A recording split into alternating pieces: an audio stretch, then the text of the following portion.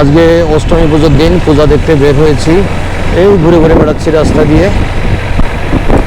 তো এখন যাচ্ছি আমরা হচ্ছে বটিয়াঘাটা থেকে পানখালি তাঁতিয়ানাংলা এদিকটাতে যাচ্ছি। আমতলায় পূজা হচ্ছে, সেখানটাতে যাব।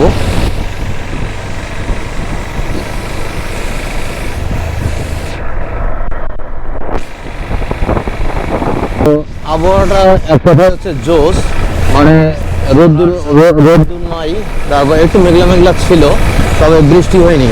তো যে কারণে আজকে আবহাওয়াটা পূজায় ঘোরার জন্য একটা সুন্দর আবহাওয়া ছিল। সেই আবহাওয়াটা আমরা কাজে লাগায় ঘুরতেছি আনন্দে। যদি আর একটু বাতাস হতো তাহলে ভালো হতো। বর্ষা হয়ে গেল তো একেবারে প্রকৃতি একেবারে সবুজ, প্রকৃতি একেবারে সবুজে সবুজ, সবুজে সবুজে বোঝা যাচ্ছে যে মানে পুরো মাঠে ধান ক্ষেত সেটাও সবুজ, রাস্তার পাশে গাছপালা সেটাও সবুজ। অসাধারণ একটা দৃশ্যর মাঝখান থেকে আমরা যাচ্ছি বাইক রাইড করে। চারিদিকে শুধু সবুজের গালিচা।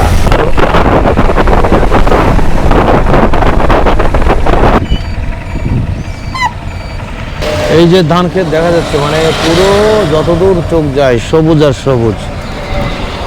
আর বেলা কিছুটা হেলে পড়েছে আর কি, কিছুক্ষণ পরে হয়তো সন্ধ্যা হয়ে যাবে। আসলে